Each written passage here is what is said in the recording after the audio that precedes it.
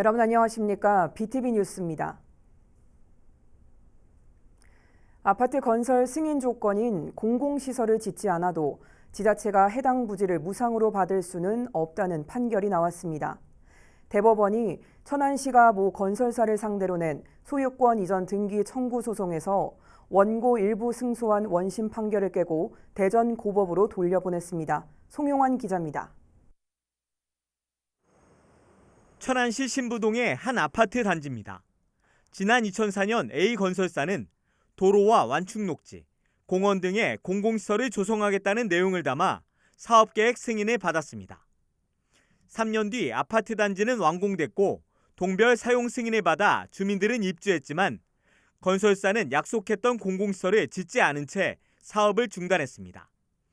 준공검사도 받지 못했습니다. 천안시는 2017년 건설사를 상대로 당초 공공시설을 지으려던 땅이라도 내놓으라며 소유권 이전 등기 소송을 제기했습니다. 비록 공공시설은 설치하지 않았지만 동별 사용 검사를 받은 경우엔 예정 토지를 무상 귀속해야 한다는 주장인데 앞서 1심과 2심은 천안시의 손을 들어줬습니다. 하지만 대법원의 판단은 달랐습니다. 동별 사용 승인과 준공검사는 엄연히 다르다는 겁니다. 대법원은 공공시설을 구성하는 토지와 시설의 소유권이 관리청에 귀속되는 건 준공검사와 동시로 봐야 한다며 공공시설을 설치하지 않은 채로 사업이 중단됐다면 예정된 부지만 관리청에 무상 귀속된다고 볼 수 없다고 밝혔습니다. 이에 따라 원심 판결을 파기하고 사건을 대전 고등법원으로 돌려보냈습니다.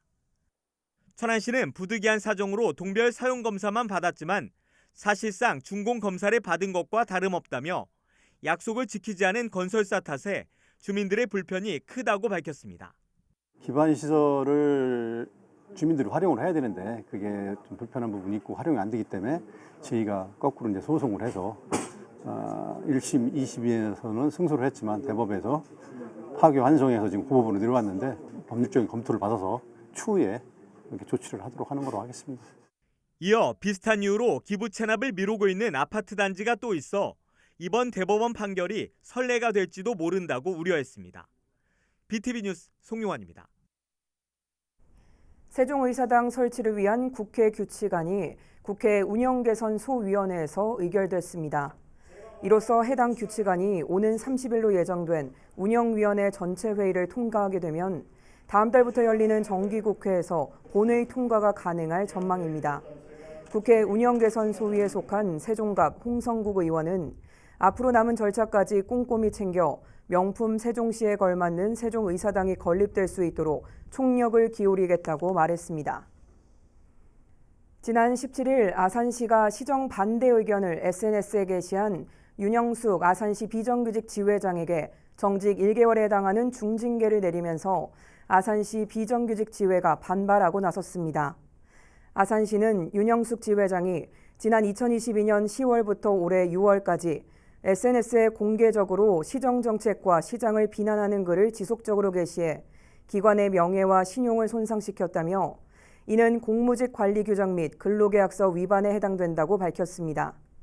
이에 민주일반연맹 세종충남지역 노동조합 아산시 비정규직 지회는 아산시가 민주주의의 핵심인 건전한 비판과 토론을 인정하지 않는 반민주 독재를 이어가고 있다고 규탄하는 한편 징계가 철회될 때까지 매일 아침 8시부터 30분간 아산시청에서 피케팅 시위를 이어갈 예정입니다. 세종시의회가 오는 28일부터 다음 달 7일까지 임시회를 엽니다.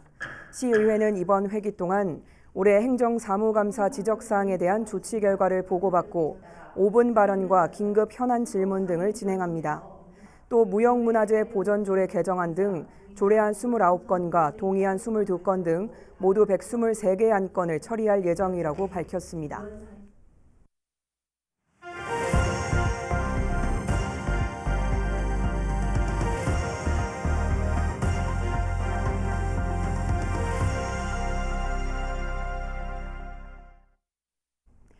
지역 소멸 위기를 극복하기 위해 실태를 점검하고 대안을 찾아보는 케이블 TV 공동기획 순서입니다.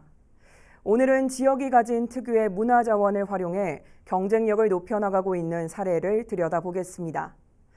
먼저 경기도 가평의 술 빚는 학교, 일명 양조사관학교의 사례를 딜라이브 김정필 기자가 취재했습니다. 술이 움트는 곳, 술박물관의 의미를 가진 술지움입니다. 국내 유일의 술 아카데미로 전통술 막걸리를 비롯해 맥주와 와인, 증류주도 만듭니다.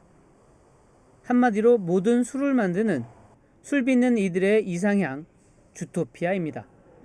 술의 유토피아 술지움은 양조에 관심 있는 이들이라면 누구나 찾아와 마음껏 술을 만들어보고 시음해 볼 수 있는 공간입니다. 시설 가동을 위해 지난 7월 술 해설사 기초과정을 개설해 첫 수료생을 배출했습니다. 술 해설사는 관광객들에게 주종별 생산 설비를 보여주고 술 제조 과정을 해설합니다. 또 막걸리를 가열해 만드는 증류식 소주도 시연하고 체험객이 막걸리를 빚는 체험 프로그램도 운영합니다. 와가지고 술이 처음부터 만들어지는 과정을 보면서 신기했고 또 이렇게 막걸리 밀키트를 받으면서 만들어보고 해서 참 재밌었던 것 같아요. 술지움은 청년 창업자를 키우는 양조 사관학교 준비를 마쳤습니다. 양조 설비를 시운전하며 직접 맥주를 담그면서 조교를 양성하고 있습니다. 설비에 대한 설명과 함께 주종별 맛과 향을 알려주고 제조 방법을 전수합니다. 맥주, 그다음에 막걸리, 그다음에 와인, 그리고 증류주까지 다 할 수 있는 사관학교 제조를 만들어서 직접 여기서 경험하고 체험할 수 있는, 그리고 사회에 나가서 바로 창업할 수 있는 그런 시스템을 완벽하게 이루었다고 말씀드릴 수 있겠습니다. 술지움은 굿즈 판매장과 술 맛을 볼 수 있는 시음장을 갖추는 등 모든 준비를 끝냈습니다. 가평구는 술을 주제로 테마 관광객을 유치하고 해설사 양성과 청년 창업으로 새로운 일자리가 만들어지기를 기대하고 있습니다. 딜라이브 뉴스 김정필입니다. 출판업이 고사 위기에 놓였다고 하지만 개인이 운영하는 독립서점은 차별화 노력을 계속하고 있습니다. 일부 서점은 동네 사랑방으로서의 가치를 인정받고 있지만 여전히 한계도 분명하다고 하는데요. 독립서점의 현재와 앞으로 나아갈 길을 HCN 김민욱 기자가 취재했습니다. 가지런히 정리된 선반 위로 책과 함께 유화들이 눈에 띕니다. 평소 그림 그리기가 취미인 김효한 씨의 작품입니다. 자신의 첫 개인전 장소로 김 씨는 자주 찾는 동네 서점을 골랐습니다. 여러 가지 출판물들이 다 각자의 개성을 갖고 있는데 그 작품도 뭔가 다채롭고 다양하고 그런 것들을 추구하고 있어서 되게 좀 잘 어울린다고 생각하고 있습니다. 꿈에 대한 얘기들을 주고받으면서 자연스럽게 본인의 꿈을 여기에서 좀 펼쳐보고자 하는 그런 생각들을 저한테 내비치셨고, 손님들이 주체가 되어서 이 공간을 또 이끌어 가시는 게 좀 이 서점만의 특징인 것 같습니다. 서울 동작구 골목길에서 서점을 운영하는 김현정 씨는 일상 속 고민이 있는 이들에게 책을 추천합니다. 책과 사람을 연결해주는 북 큐레이터입니다. 이게 손님들이 남기고 가신 고민인데요. 제가 이 고민을 하나 선정해서 매주 책이랑 연결을 시켜드리고 있어요. 근데 이 고민을 쓰신 분도 다시 찾아오고 계시지만 사실 고민이 비슷비슷하거든요. 그래서 내 고민 같다라고 하시는 분들은 다시 찾아오셔서 책을 구매하시거나 아니면 책에 관한 이야기를 나누거나 그러고 계세요. 지역 곳곳에 자리 잡은 독립서점은 언제든 들러 휴식을 취하고 영감을 나눌 수 있는 동네 사랑방입니다. 대형 서점에 입고되지 않은 출판물뿐만 아니라 음료와 디저트를 판매하고 독서 모임이나 북토크 등 행사도 열립니다. 대형 서점은 대형 마트라고 하면은 독립서점은 약간 큐레이팅이 된 편집샵인 거잖아요. 그래서 그 지역에 가면은 지역 작가의 책을 거기서만 볼 수 있는 경우도 있어요. 그러니까 어떻게 보면 지역 특산물을 만나러 가는 거죠. 독립책방의 인기 비결은 개성과 취향, 다양한 굿즈와 이벤트를 마련해 대형 서점이 줄 수 없는 경험을 선사한다는 겁니다. 가치 소비에 적극적인 2030 세대가 이용자의 약 80%를 차지하는 이유입니다. 책 자체만 소비하는 게 아니고 이제 문화적 소비를 하는 것이죠. 공간의 소비이기도 하고 취향의 소비이기도 하고, 젊은 세대 중에는 좀 백로 효과라고 그래가지고 남들과는 다른 거를 소비하려고 하는 그런 특징들이 나타나거든요. 그게 SNS 소비와 맞물리게 되면서 시너지 효과가 있는 것 같습니다.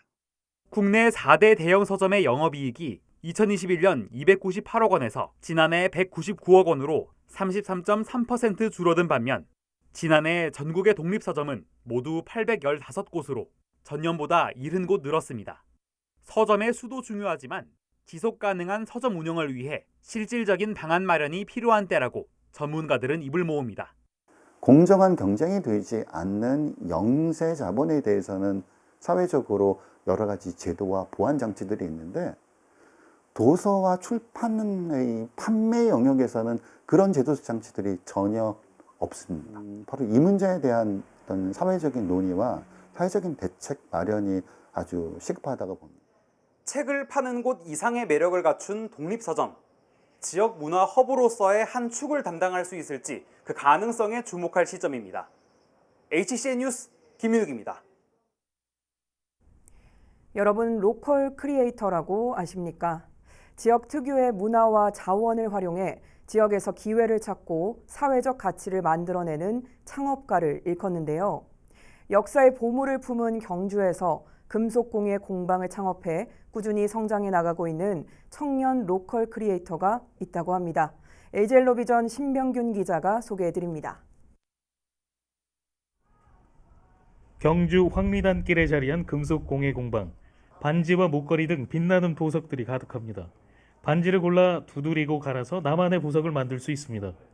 이곳은 금속공예 디자인을 전공한 임다은 청년이 지난 2019년 경북경제진흥원 도시청년 시골 파견제 사업 지원을 받아 창업한 곳입니다. 창업 전 직장 생활을 할 때 청년 창업 관련 업무를 하며 창업에 대한 꿈을 가졌습니다. 문화재 이런 보물들이 너무 예쁘더라고요. 그래서 그 보물을 이용해서 반지, 이런 팔찌를 만들면 아니면 기념품을 만들면 어떨까 해서 창업을 하게 되었습니다. 도시청년 시골 파견제로 받았고 그래서 인테리어랑 이런 데 많은 도움을 받았고요. 그래서 교육 이런 것도 좋았고 친구와 연인 등 추억을 새기며 금속공예를 체험하려는 이들의 발길이 꾸준히 이어지고 있습니다. 오래된 소장품을 수선하고 나만의 보석을 만들 수 있어 관광객뿐 아니라 지역 주민들의 반응도 좋습니다. 반지를 많이 사본 적은 있는데 이렇게 직접 만들어 본 건 처음이라서 너무 재밌었고 새로운 경험이 됐던 것 같아요. 저만의 반지를 만들 수 있을 것 같아서. 경주 여행의 향기를 주제로 향수 판매를 포함해 2호점을 준비하고 있습니다.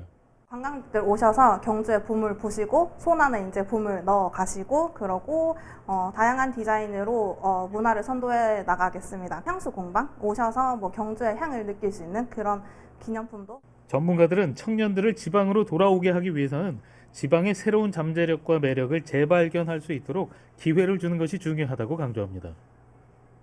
로컬 크리에이트는 바로 청년의 시각에서 새로운 아이디어를 접목해서 그 지방의 또 매력을 높이는 그런 창업이라서 훨씬 더 의미가 있고 자연 자원뿐만 아니라 역사 문화 자원들을 이렇게 좀 새롭게 발견할 수 있는 신라 역사 속 보물을 품은 도시 경주와 보석이 조화를 이루면서 로컬 크리에이터 금속공예 청년의 경주 사례는 오늘도 더욱 밝게 빛나고 있습니다. 헬로티비 뉴스 신병균입니다.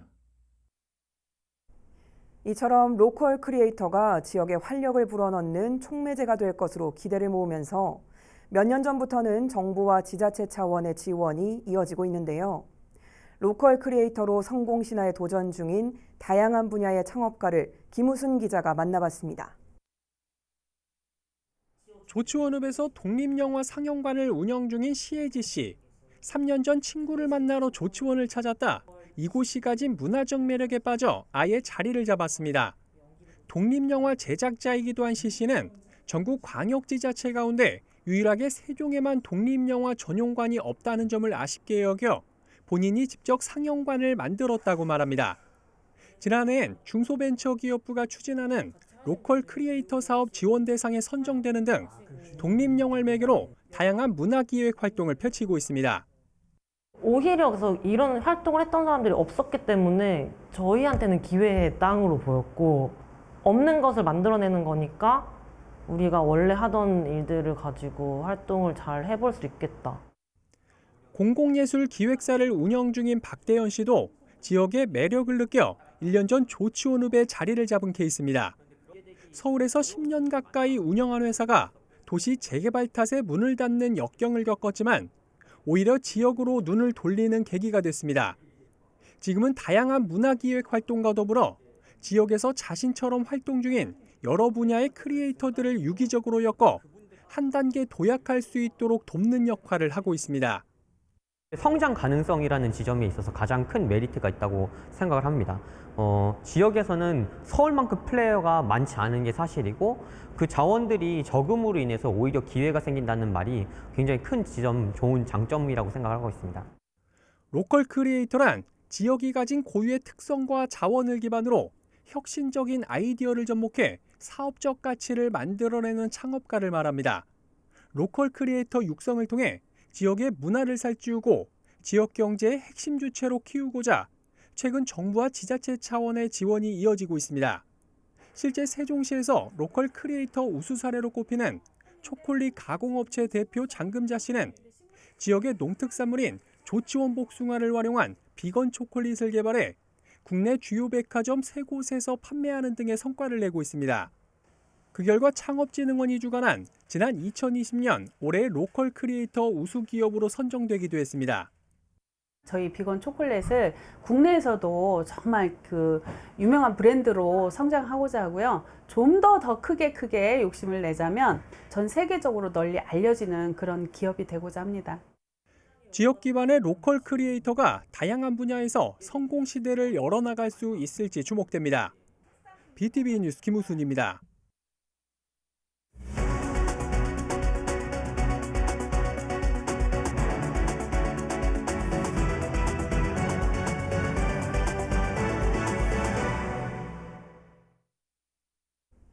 천안시가 산하기관 2곳의 기관장 임명을 앞두고 있습니다.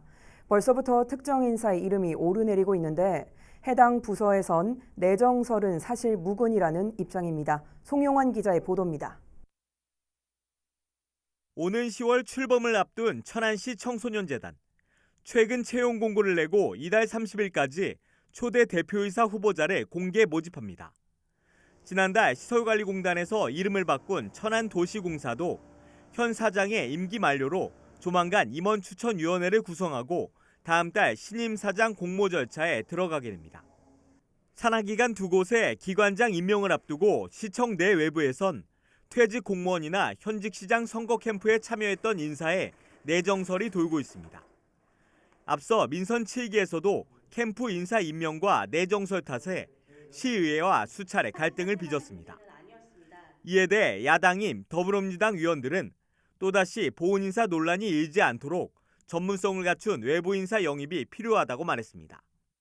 청소년 전문가로 활동하신 분 중에서 경력자를 모시는 게 좋을 것 같고요. 또 도시공사 같은 경우는 우리 도시계획 전문가를 외부에서 경력 있는 분을 모셔서 100만 도시로 나갈 수 있는 그러한 설계를 할 수 있는 그런 분이 적합하지 않은가.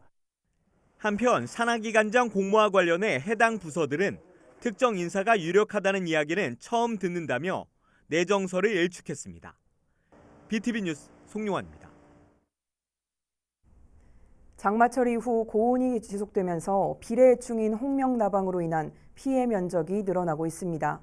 아산 지역에서도 인주와 선장 등 해안가 지역을 중심으로 피해가 잇따르고 있는데요. 아산시 농업기술센터는 피해를 줄이기 위해서 늦어도 9월 초까지 방제를 당부했습니다. 보도에 김장섭 기자입니다. 아산 인주면의 한 벼 재배단지. 벼잎이 하얗게 말라버렸습니다. 자세히 들여다보니 세로로 말린 벼잎 안에서 잎을 갉아먹는 애벌레가 기어다닙니다. 비례해충인 홍명나방입니다. 매년 장마철 기간 중국에서 우리나라로 날아오는데 벼에 알을 낳고 부화한 애벌레가 잎을 갉아먹으면서 벼잎을 마르게 해 결국에는 수확량 감소로 이어지게 됩니다. 그 벼잎을 세로로 말고 갉아먹다 보니까 이제 광합성 후기에 출수 이후에 광합성이 좀 저해가 되고 그러면서 이제 벼가 등숙하는데 좀 그 차질을 빚을 수가 있습니다. 그래서 수량 감소도 피해가 심하면 좀 나타날 수가 있습니다. 올해 아산시 농업기술센터에서 병해충 예찰을 진행한 결과 예년과 비교해 피해 면적이 2배에서 3배 이상 늘어난 것으로 파악됐습니다. 특히 인주와 선장 등 중국과 가까운 해안가 지역을 중심으로 피해가 커지고 있습니다. 농기센터는 장마 이후 고온다습한 날씨가 이어지면서 홍명나방 번식도 활발해졌다며 주기적으로 논을 살피고 피해 잎이 보이면 즉시 방제를 당부했습니다. 8월 초 중순부터 성충이 이제 나와서 그 성충이 알을 까고 이제 7에서 10일 정도 걸리는데 그 알과 유충을 방지해 주시는 게 가장 중요한데 그 시기가 이제 9월 초까지는 방지해 주시는 게 좋을 것 같습니다. 장마 후 고온이 계속 이어지고 있는 가운데 해충이 기승을 부리면서 농가들의 걱정도 커지고 있습니다. BTV 뉴스 김장섭입니다. 국립세종수목원에서 토종 자생정원 식물을 엿볼 수 있는 특별 전시가 진행됩니다. 수목원 4계절 온실 로비에서 다음 달 10일까지 열리는 이번 전시에서는 실내 정원 소재로 활용 가능한 자생 양치식물 18종을 선보입니다. 세종수목원은 이번 특별 전시를 통해 대중들에게 국내 자생식물의 우수성을 알리고 미래 정원 소재로서의 가치 창출에 대한 의미를 전달할 방침이라고 밝혔습니다.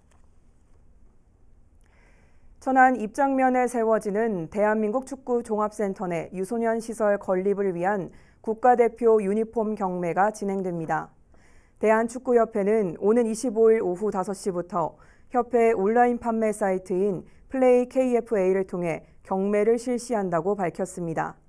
대상은 지난 6월 엘살바도르와의 평가전에 뽑힌 남자 대표팀 선수 23명이 대상이며 이들의 친필 사인도 포함됩니다. 아산시 장영실과학관이 오는 29일부터 31일까지 사흘간 임시 휴관합니다. 이는 장영실과학관 바닥의 왁스 작업 등을 진행하기 위한 것으로 휴관이나 재개관 등 자세한 문의는 장영실과학관으로 하면 됩니다. 이상으로 BTV 뉴스를 마칩니다. 함께해 주신 여러분 고맙습니다.